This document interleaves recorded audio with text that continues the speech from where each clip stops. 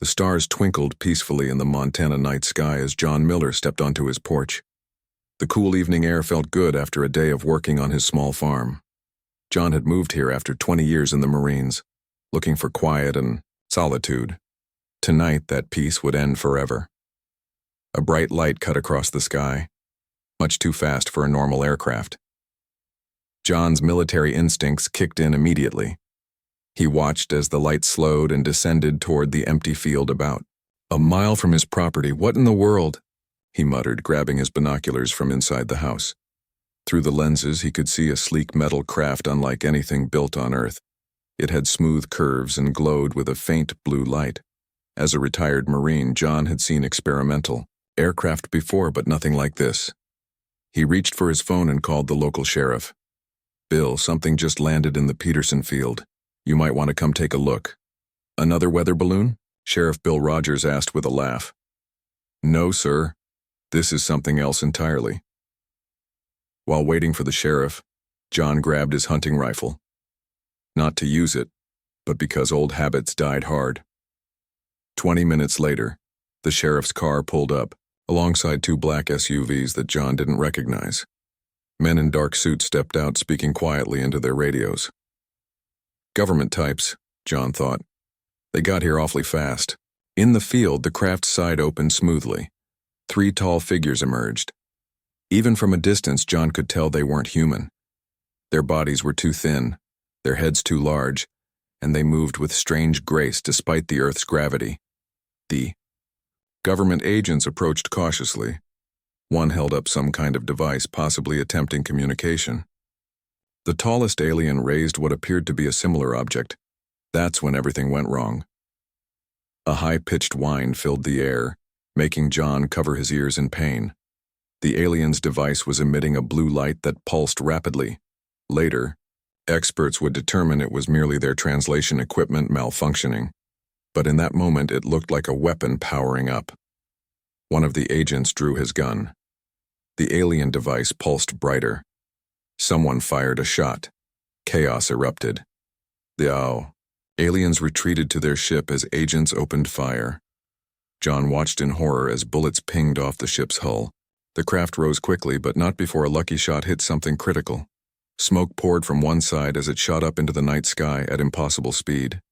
Within hours, the field was swarming with military personnel. John found himself in a debriefing room at a hastily established base camp, telling his story to increasingly higher-ranking officers. "And you're certain they made no aggressive moves until our agents fired?" asked a stern-looking general. "None that I could see, sir," John replied. "Their device was making that noise, but they hadn't pointed anything at our people." The general exchanged worried glances with his staff. 3 days later in Washington, D.C., Lisa Walsh was called into a classified meeting. As NASA's leading physicist, specializing in theoretical propulsion, she had been analyzing debris recovered from the Montana site.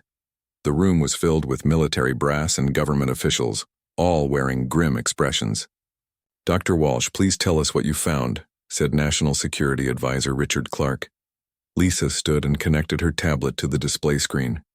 "The technology is unlike anything we've seen," she began, showing microscopic images of the recovered fragments. "The materials don't match any known elements on our periodic table. What's more concerning is this." She pulled up an analysis of radiation patterns from the debris.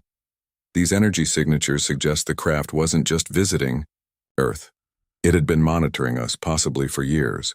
The communication system we recovered shows signs of quantum entanglement, allowing instant communication across vast distances." "How vast?" asked the president. "Potentially across the galaxy," Lisa replied. The room fell silent. "There's more," she continued. "We found data storage in one fragment. Most of it was damaged, but we managed to decode some information. It appears Earth is under observation by something called the Galactic Council, a federation of multiple alien species." She swiped to the next screen, showing a partial star map with Earth clearly marked and labeled with alien symbols. "We were classified as a developing world under containment protocol. And based on the fragments of messages we decoded, they're not happy about what happened in Montana." Are we talking about an invasion? The Secretary of Defense asked.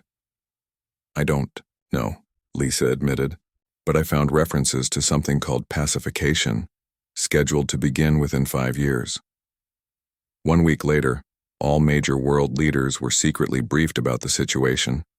For the first time in human history, global rivals put aside their differences in the face of a common threat from beyond Earth. In the months that followed, strange phenomena were reported worldwide. Satellites detected unidentified objects at the edge of our solar system. Communications occasionally suffered unexplained interference. The world governments maintained public silence while secretly preparing. Lisa Walsh was given unlimited funding and a hidden facility beneath the Mojave Desert. Her team worked around the clock to understand and reverse engineer the alien technology. Progress came in small breakthroughs, until 18 months after the Montana incident, Lisa made a startling discovery. The quantum communication network they use, it has a fundamental flaw, she explained to the Joint Chiefs of Staff.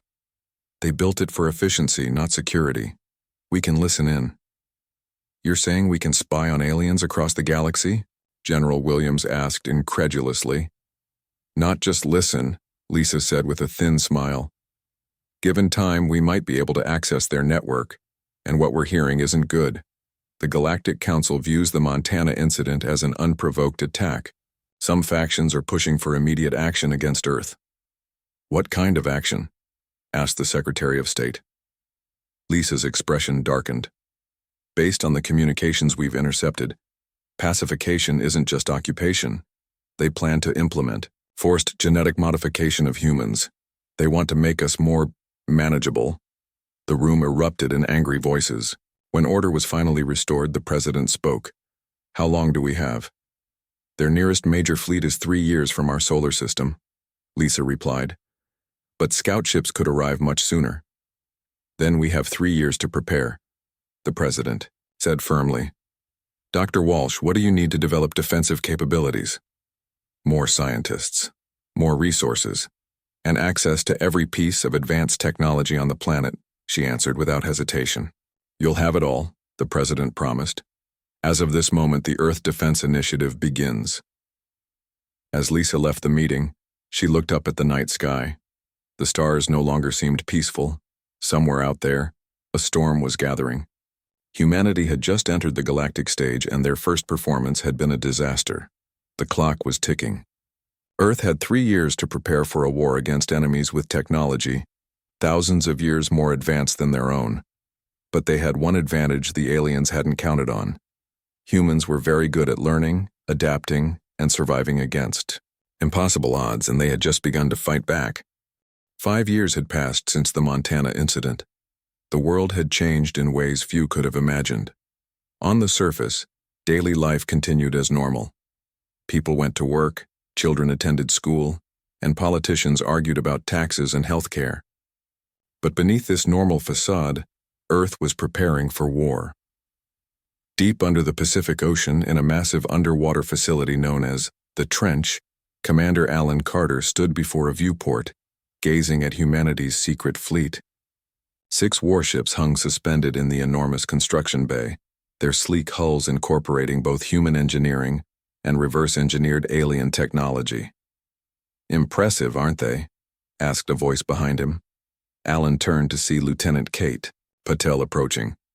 As his newly assigned executive officer, she had arrived at the Trench only yesterday. The EDS Defiance, Alan said, pointing to the largest ship. Our flagship. Construction finished last week. Kate stood beside him, her expression skeptical. With all due respect, Commander, do you really think 6 ships can defend Earth against an enemy that controls most of the galaxy? Alan smiled grimly. No, not in a fair fight anyway. Then what's the point? Kate asked. Humans don't fight. Fair, Alan replied. We never have. Come with me. They walked through the busy corridors of the Trench.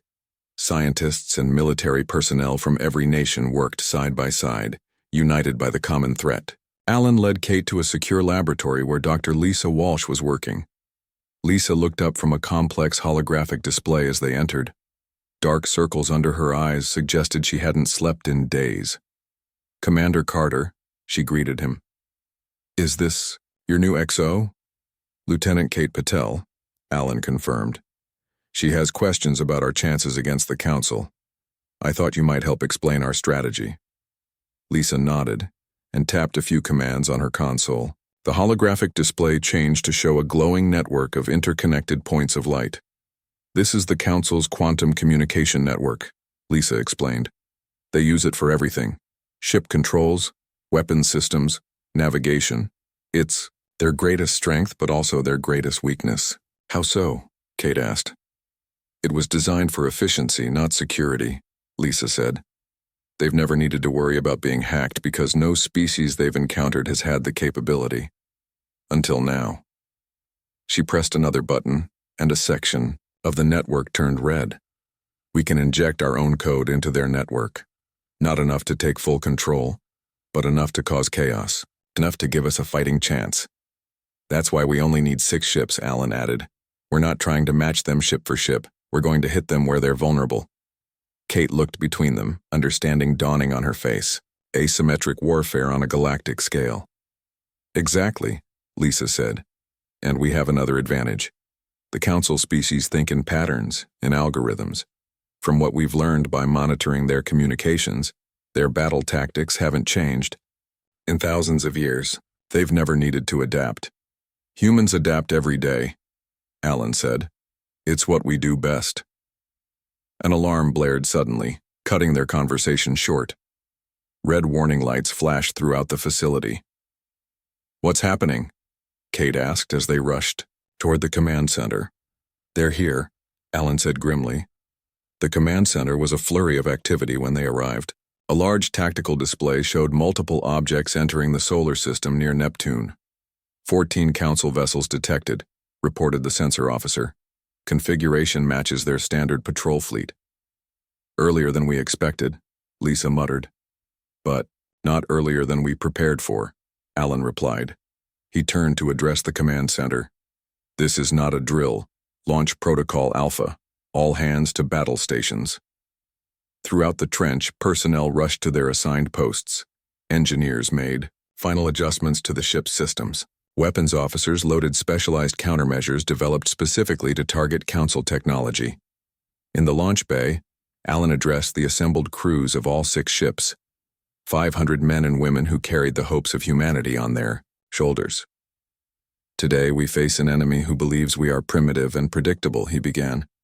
"They expect us to cower or to fight according to their rules. We will do neither. Remember your training. Remember what we're fighting for. Every person on Earth is counting on us, even though most don't know we exist." He paused, looking at the determined faces before him. "The Council thinks they're coming to pacify a primitive species. Let's show them how wrong they are." 2 hours later, the EDS Defiance and its 5 sister ships emerged from their hidden underwater base.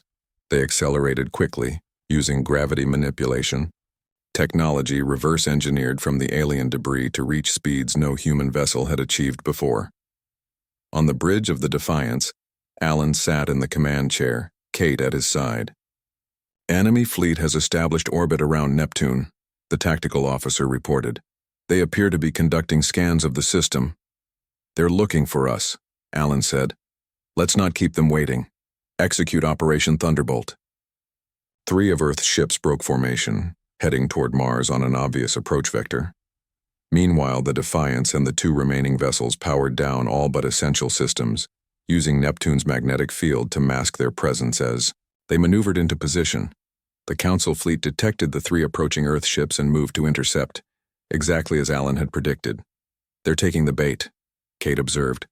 "Their formation is textbook, just like the simulations." "The Council has been fighting the same way for millennia," Alan replied. "Why change what's always worked before?" What happened next shocked even the most optimistic human strategists.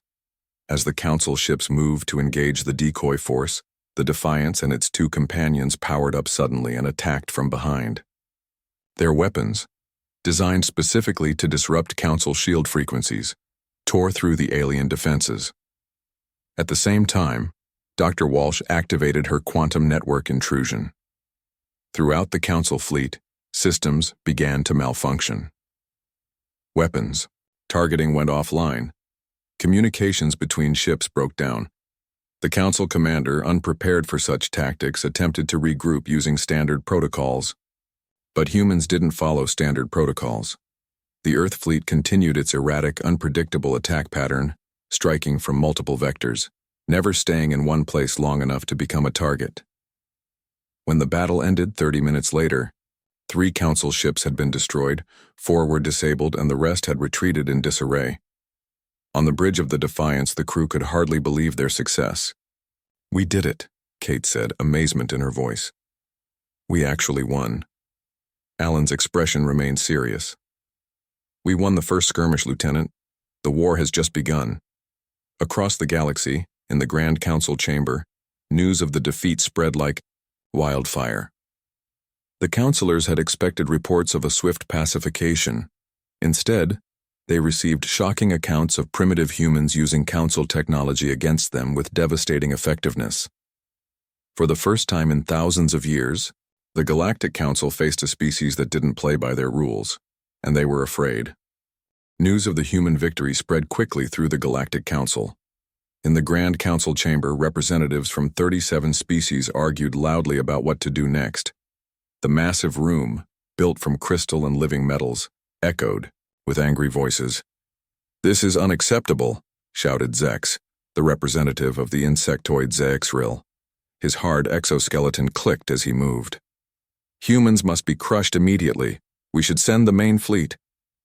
Other council members nodded in agreement, but not everyone shared this view. "Perhaps we acted hastily," said Soren, an ancient being from the Eldar species. Unlike most council representatives, Soren had studied human history secretly for years. These humans defended themselves against what they perceived as a threat. Is that not what any species would do? "They are primitive and dangerous," Zexi insisted. "They used our own technology against us. This cannot be tolerated." The council leader, a towering figure named Drell, raised his hand for silence. "We will not act in haste. A small delegation will meet with these humans to assess the situation. Meanwhile, we will prepare our forces, should diplomacy fail." Far away in Earth's hidden command center, Lisa Walsh monitored the Council's communications. "They're divided," she told Commander Carter and Lieutenant Patel. "Some want to attack immediately. Others are curious about us." "Can we exploit this division?" Alan asked. "Maybe," Lisa replied. "One council member, an Eldar named Soren, seems particularly interested in humans. He suggested a meeting." "It could be a trap," Kate warned. "Possibly," Alan agreed. "But it's also an opportunity." "Lisa, can you arrange secure communication with this Soren?" 3 days later, a small unmarked alien ship appeared at the edge of the solar system. It broadcast a simple message on all frequencies. "I come alone to talk. No weapons." After extensive scans confirmed the ship carried only 1 passenger, and no weapons, Alan made a bold decision. The Defiance would meet Soren at a neutral location, a small station hastily constructed in orbit around Pluto. As Soren's ship docked with the station, Alan, Kate, and Lisa prepared to meet the alien. Diplomat. They wore standard uniforms, deliberately showing no special preparations or fear. The airlock opened, and Soren stepped through. He was tall and thin, with pale blue skin and large, wise eyes. He wore no protective gear, showing trust. "Commander Carter," Soren spoke in perfect English. "Dr. Walsh, Lieutenant Patel, I thank you for meeting me." "How do you know our names?" Alan asked, surprised. "I have studied your species for many years," Soren replied. "Your languages, your history, your cultures, humans fascinate me."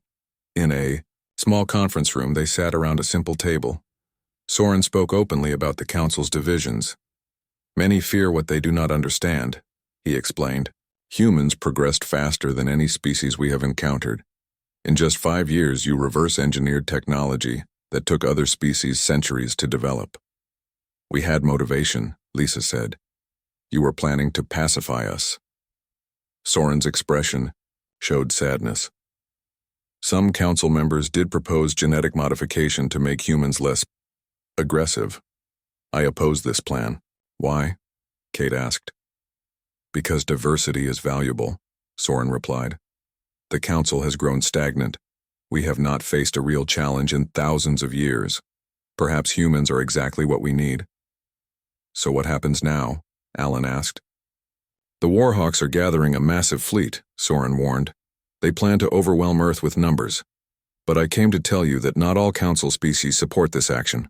You may have allies if you can prove yourselves worthy. How do we do that? Lisa asked. Survive, Soren said simply. Show that humans can be both fierce and wise. As Soren prepared to leave, he gave them one final warning.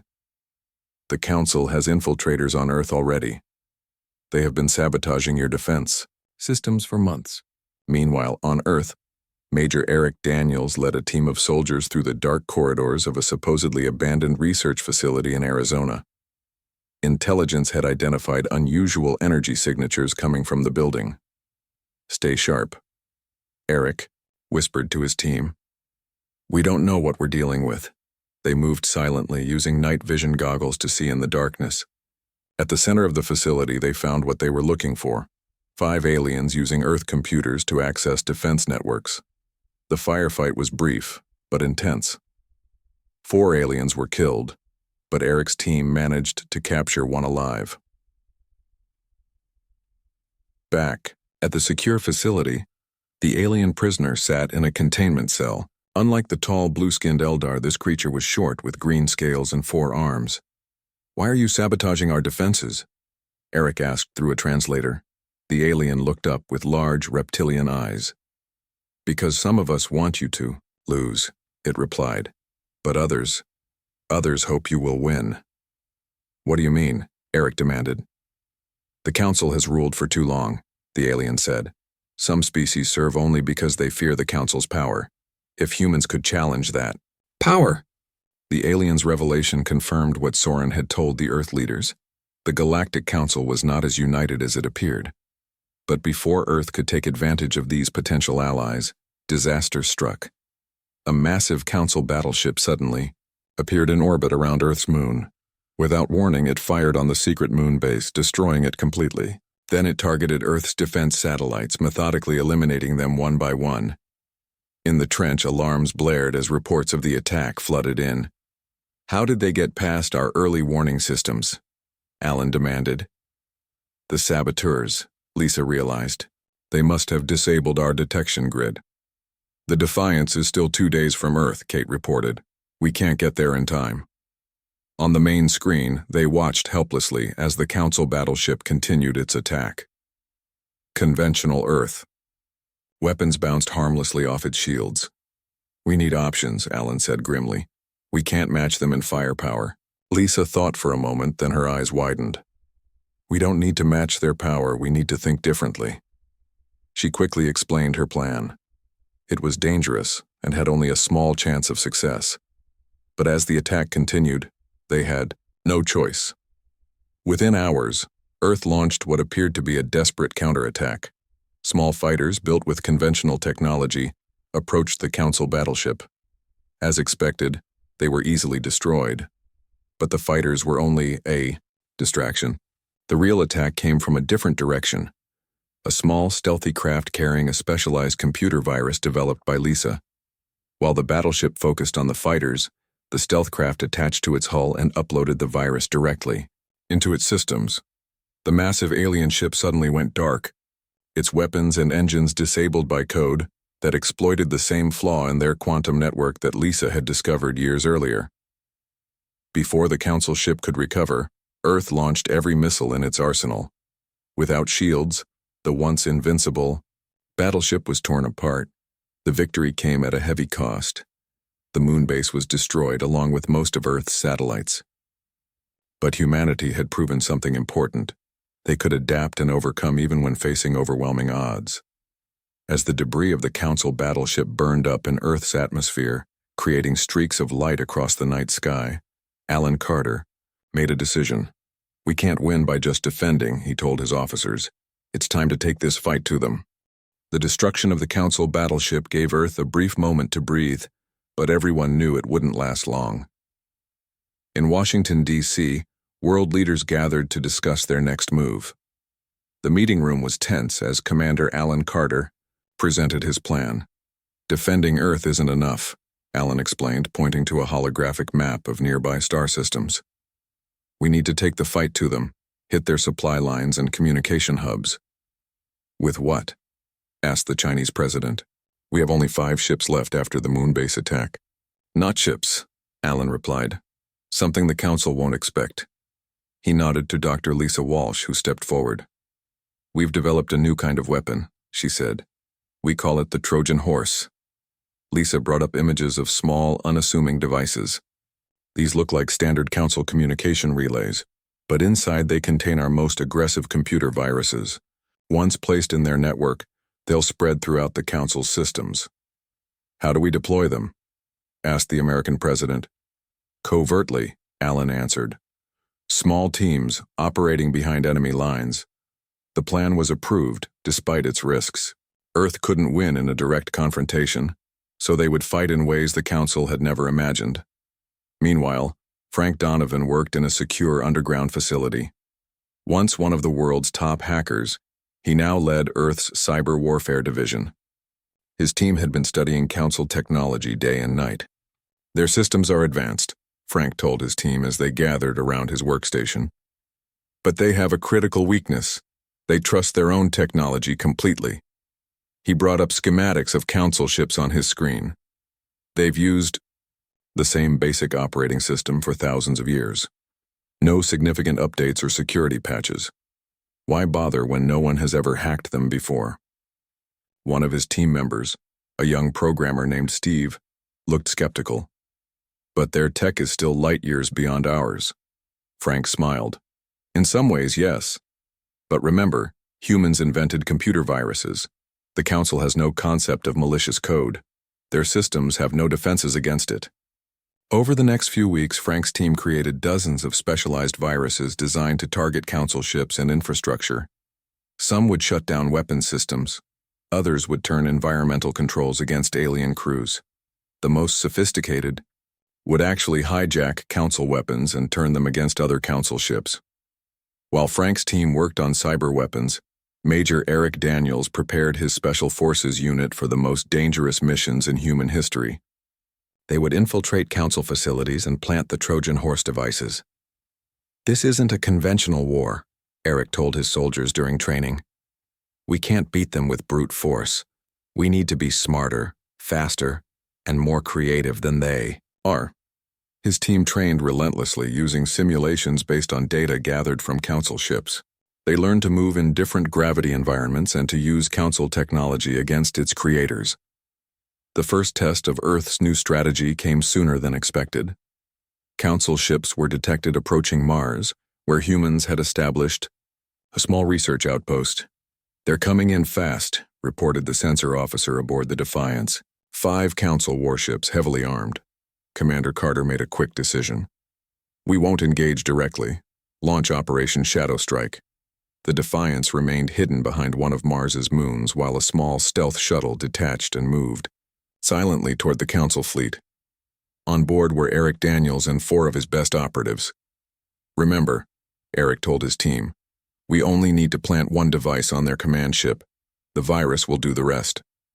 Using technology that bent light, around their shuttle they approached the largest council ship undetected. While the council forces prepared to attack the Mars outpost, Eric's team attached to the ship's hull near a maintenance hatch. Cutting through the alien metal quietly, they slipped inside. The corridors were designed for beings larger than humans, making it easier to hide. Moving silently, they reached the central computer core. Planting the device now, whispered Sam, the team's tech specialist, as she attached the Trojan Horse to what looked like a data port. How long until it activates? Eric asked. 10 minutes, Sam replied. Then chaos. They retreated to their shuttle and detached from the council ship just as the virus began its work. On the council vessels, systems started failing one by one. Weapons targeted friendly ships. Life support fluctuated wildly. Communication systems broadcast nonsense. From the Defiance, Commander Carter watched as the council fleet fell into disarray. Now, he ordered. "Hit them while they're confused."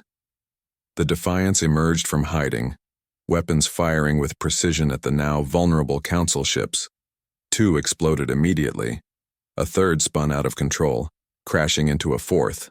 The command ship, despite its size, was helpless as its systems turned against it. What should have been a simple attack on a human outpost had turned into another humiliating defeat for the Council. The survivors retreated, limping back toward Council space. News of this victory spread quickly. On Council worlds, rumors began to circulate about the unstoppable humans and their mysterious weapons. The Council's response was swift and brutal. They launched biological weapons toward Earth, engineered diseases that would target humans specifically. But Lisa Walsh had anticipated this move. Earth scientists had already created countermeasures. "They think we don't understand their bioweapons," Lisa explained to world leaders. "But we've been studying their biology too." Earth responded by targeting Council agricultural worlds with engineered parasites that affected only their food crops. The parasites wouldn't kill the crops immediately, just reduce yield slowly over time. "We're not trying to starve them," Lisa explained. "Just showing them we can affect their food supply if they continue attacking us." This calculated response shocked the Council. Humans had the ability to cause massive civilian casualties but chose a more measured approach. It was both a show of restraint and a clear warning. The war escalated further when Council warships attacked a civilian evacuation fleet near Mars. Families who had been living on the Red Planet were fleeing back to Earth after the recent attack. Commander Carter received the distress call while the Defiance was still undergoing repairs. "Civilian ships under attack," came the desperate message. "Women and children on board. Please help." "How soon can we reach them?" Alan asked his navigation officer. 4 hours minimum," was the grim reply. "Too late." Alan thought for a moment, then turned to Lisa. "The experimental wormhole generator. Is it operational?" Lisa looked shocked. "Technically, yes, but we've never tested it in combat. The energy requirements are enormous, and we can't control exactly where the exit point will appear. Can we use it to redirect something? Something big?" Lisa realized what he was suggesting. "You want to move an asteroid through a wormhole? That's incredibly risky." "Those are children dying out there," Alan said firmly. "We need to try." The plan came together quickly. The Defiance positioned itself near a suitable asteroid in the belt between Mars and Jupiter. The wormhole generator, a massive device that took up nearly a third of the ship, powered up slowly. "Energy levels at maximum," reported the engineering officer. "Wormhole forming." The fabric of space tore open before them, creating a swirling portal of energy. Using precision thrusters, the Defiance nudged the asteroid toward the wormhole. "We can't control exactly where it will exit," Lisa reminded Alan. "It could miss completely. Or it could hit our own people," Kate added. "We have to try," Alan insisted. The asteroid, nearly half a kilometer wide, entered the wormhole and disappeared. For several agonizing seconds, nothing happened. Then reports came in from the evacuation fleet. "Council flagship has been hit. It's breaking apart." The asteroid had emerged from a second wormhole directly in the path of the Council flagship, striking it at tremendous speed. The massive alien vessel shattered instantly, its destruction causing the other Council ships to break off their attack. The civilian fleet escaped safely, but the Council commanders were shocked by what they had witnessed.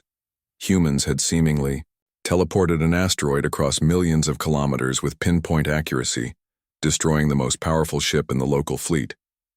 The truth, that it had been a desperate gamble with low odds of success, didn't matter. What mattered was how it appeared to the Council. Humans wielding physics itself as a weapon. The Council forces retreated from the solar system entirely, pulling back to regroup and reconsider their approach. For the first time since the conflict began, Earth's immediate surroundings were free of Council ships, but Commander Carter knew this wasn't the end. "They'll be back," he told his officers, "with more ships and new tactics, but now they fear us, and fear will make them cautious." Across the galaxy, The Galactic Council called an emergency session. The humans had proven more dangerous, more innovative, and more brutal than anyone had imagined. Something had to be done. The Grand Council chamber had never been so crowded. Representatives from all 37 species packed the massive space, their voices creating a constant hum of tension and debate. At the center of the chamber, the council leader Drell called for order. "We face an unprecedented situation," Drell announced, his voice echoing through the hall. "For the first time in 50,000 years, a developing species has successfully resisted council authority." Zex, the insectoid representative, rose from his seat. "They are savages. They use forbidden tactics, weapons that violate all conventions of civilized warfare, like redirecting an asteroid." Soren, the Eldar representative, asked calmly. "Or perhaps you refer to their computer viruses? Tell me, Zex, is it savage to use intelligence instead of brute force?" "They target our food supplies," another representative shouted. "Yet they designed parasites that only reduce yields, not destroy crops entirely," Soren pointed out. "They could have engineered organisms to wipe out our food completely. They showed restraint." The debate continued for days. Some council members demanded a full-scale invasion of Earth with overwhelming force. Others suggested a diplomatic solution. The council was divided nearly evenly on how to proceed. Finally, Soren proposed a radical idea. "Let us offer Earth membership in the council." The chamber erupted in outrage. "Grant primitive humans equal status with advanced species? Impossible." "Consider the alternative," Soren said when the noise subsided. "We continue this war, losing more ships, more resources, more lives, and for what? To subdue a species that has shown remarkable ingenuity and adaptability. Would it not be better to have such qualities as allies rather than enemies?" On Earth, Lisa Walsh monitored the Council's debates through their own communication network. She briefed world leaders and military commanders on the developments. "They're seriously considering offering us membership," she explained, her voice revealing her surprise. "Led by the Eldar representative Soren." "Can we trust them?" the American president asked. Commander Carter, who had met Soren personally, nodded. "I believe Soren is sincere, but not all council members share his view." "If they offer membership," Lisa said, "we should accept, but with conditions: full sovereignty, military autonomy, and reparations for the damage they've caused." Major E. Eric Daniels, freshly returned from another covert operation, spoke up. "We should also demand the removal of all council spies and infiltrators from Earth." The discussion was interrupted when a message came through on all communication channels worldwide. The Galactic Council requested a formal meeting with Earth's leaders. 3 days later, in the rebuilt United Nations headquarters in Geneva, representatives from Earth met with a council delegation. Soren led the alien group, which included members from 5 different species. Lisa Walsh, now serving as Earth's chief negotiator, greeted them formally. Commander Carter and his officers stood nearby, along with Major Daniels and his Special Forces team. World leaders filled the rest of the human side of the room. "We come to offer peace," Soren began, "and membership in the Galactic Council." "Why this sudden change of heart?" Lisa asked. "Not long ago you were planning to pacify us." "We have reassessed our understanding of humans," Soren replied. "Your species has shown qualities that we value: adaptability, ingenuity, and perhaps, most surprisingly, restraint and victory." Lisa presented Earth's conditions for accepting membership. As she spoke, some of the council representatives looked uncomfortable, particularly when she mentioned military autonomy. "These terms are unusual," Soren admitted when she finished. "No new member has ever retained independent military forces. No new member has ever fought off a council fleet," Commander Carter pointed out. After private discussions among themselves, the council representatives agreed to Earth's terms. The treaty was drafted on the spot, with both human and alien languages, side by side. "There is one more matter," Soren said as the document was prepared. "The council requires a permanent representative from Earth, someone who understands both humans and the wider galaxy." All eyes turned to Lisa Walsh. Her deep knowledge of council technology and culture made her the obvious choice. "I would be honored," Lisa said after a moment's thought. 1 month later, Lisa Walsh stood before the full Galactic Council, the first human to address the ancient body. The massive chamber was silent as she approached the speaker's platform. She wore a simple blue uniform with Earth's new emblem, a globe surrounded by stars. Behind her stood Commander Carter, Lieutenant Patel, Major Daniels, and Frank Donovan, representing Earth's defense forces. "Honored representatives of the Galactic Council," Lisa began, her voice steady and clear. "Earth accepts membership in your ancient institution with both gratitude and caution. We come in peace, but we are prepared for war. The choice has always been yours." She paused, looking directly at the council leader. "Humans may be new to the galactic community, but we bring fresh perspectives and new ideas. We have much to learn from you, but perhaps you also have something to learn from us." As Lisa took her seat among the most powerful beings in the galaxy, a new era began. Earth would no longer be isolated, but connected to thousands of worlds and civilizations across the stars. In the months that followed, human innovations began to spread throughout council space. Earth's computer security methods were adopted by many species. Human art and culture became subjects of fascination. Earth's scientists collaborated with alien researchers, combining their knowledge in ways neither had imagined before. The brutal response that had shocked the Galactic Council had led not to Earth's destruction, but to a new and unexpected partnership. Humans had earned their place among the stars not just through force, but through their unique combination of determination, creativity, and principle. 1 year after Earth joined the Council, Soren visited Lisa in her new office in the Council Tower. "You have changed us," the ancient Eldar said. "For the first time in millennia, the Council is evolving, adapting. Many find it uncomfortable." "Change often is," Lisa replied, "but it's necessary for growth." "Indeed," Soren agreed. "That is what humans have taught us, the value of change, of challenging old ways of thinking." He looked out the window at the spectacular view of the Council homeworld, its cities gleaming in the light of 2 suns. "The Council feared Earth's brutal response to our first contact," Soren said thoughtfully. "But what shocked us most wasn't your capacity for warfare. It was your ability to show mercy when victory was within your grasp. That is what convinced many of us that humans belong here."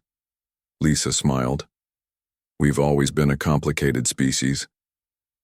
"The most interesting ones always are," Soren replied. As night fell over the Council world, ships from dozens of species passed overhead, including several of Earth design. Humans had taken their place among the stars, not as conquered subjects but as equals. Their journey had just begun.